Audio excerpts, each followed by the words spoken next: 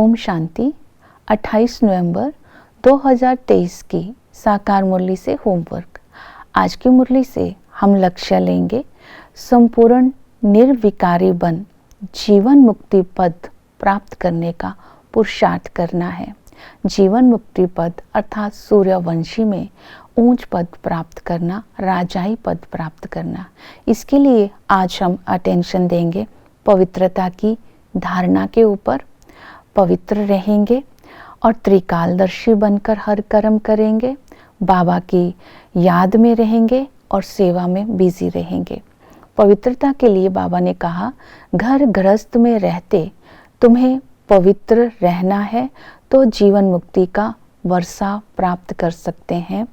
तो घर गृहस्थ में रहते पवित्र रहने के लिए विधि बताई, युक्ति बताई कि तुम 5 विकारों का जो ग्रहण लगा है उसका संन्यास कर दो, उसको ग्रहण, वो 5 विकार मुझे दान में दे दो तो तुम्हारा ये ग्रहण हट जाएगा।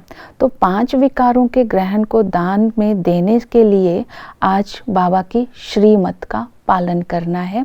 दूसरों की करेक्शन नहीं करनी है, बाप में संशय नहीं करना है और जितना हम 5 विकारों का त्याग करेंगे उतना ही नारायणी नशा हमें चढ़ेगा, बाप के संग का रंग चढ़ेगा और दूसरों का प्रभाव हमारे ऊपर नहीं आएगा। तो इस श्रीमत का आज पालन करना है।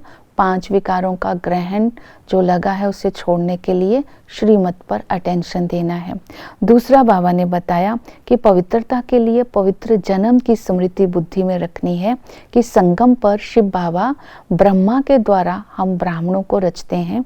शिव बाबा के बच्चे हैं तो हम आत्मा भाई भाई हैं, ब्रह्मा की संतान है तो हम आत्मा, हम शरीर के नाते भाई बहन होंगे।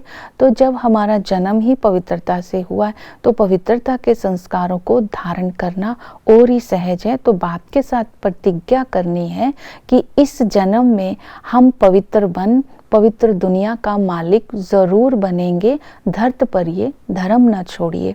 इस प्रतिज्ञा को स्मृति में रखेंगे। इस दुनिया में भी पवित्रता का बहुत मान है। जैसे कन्या जब पवित्र होती है तो उसके आगे सब वंदना करते हैं। सारा मदार ही भविष्य राजाई का पवित्रता के ऊपर है। तो आज पवित्रता की धारणा पर विशेष अटेंशन देंगे। दूसरा है त्रिकालदर्शी। तो सारा दिन हर कर्म त्रिकालदर्शी बन करके करेंगे, क्योंकि बाबा संगम पर हमें नॉलेज देकर त्रिकालदर्शी बनाते हैं, त्रिनेत्री बनाते हैं।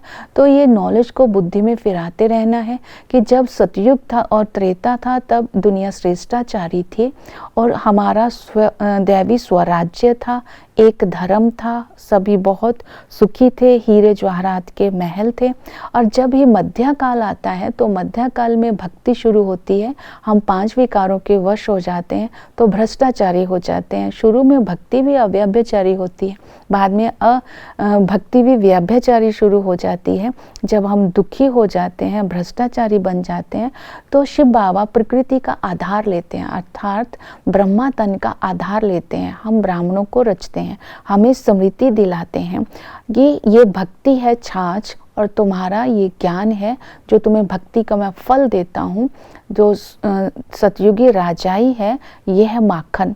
तो इस स्मृति को बुद्धि में रखना है।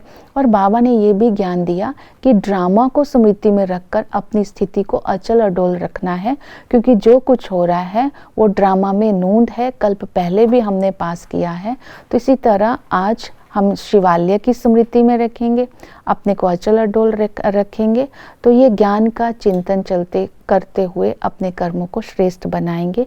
सारा दिन याद में रहने का अभ्यास करना है। याद में रहने के लिए विधि बताई, दे सही दे के सब संबंधों को भूल आत्मा समझ बाप को याद करना है।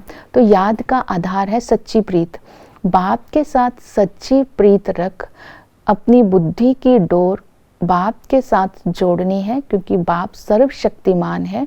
तब हम 5 विकारों पर विजय प्राप्त कर स्वयं को कर्म बंधनों से मुक्त बना सकते हैं और कर्मातीत अवस्था को प्राप्त कर सकते हैं। तो इस तरह आज बाप से कनेक्शन जोड़ने का अभ्यास करते रहना है। जितनी प्रीत बुद्धि होगी तो कनेक्शन सहज होगा और बाबा के वरदानों की अनुभूति भी होगी। दूसरा याद का आधार है निश्चय। आज हम बाप पर निश्चय का चेक करेंगे कि जितना निश्चय होगा उतना ही हम बाप क्षमा पर फिदा होंगे, अर्थात सच्चे सच्चे परवाने बनकर बाप की याद में रहेंगे और बाप से वर्षे के अधिकारी बनेंगे। निश्चय बुद्धि ही विजयंती कहा गया है। तो हम अपनी चेकिंग करते रहेंगे। टीचर के संबंध से बाप पर मेरा कितना निश्चय है। राजयोग सिखाकर हमारा टीचर हमें विश्व का मालिक बनाने के लिए आया है, तो इस नॉलेज को छोड़ना नहीं है, इस ज्ञान को जीवन में धारण करना है, क्योंकि बाबा त्रिकालदर्शी त्रिनेत्री बना करके हमें विश्व का मालिक बनाते हैं, सतगुरु बन करके हमारी सदगति करते हैं।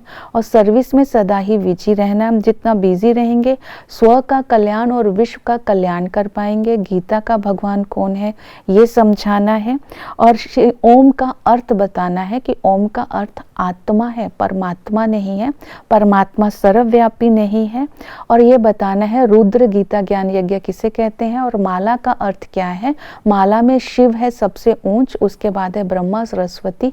तो उनका अर्थ बताना है, जो उसके दाने हैं उसका मीनिंग बताना है।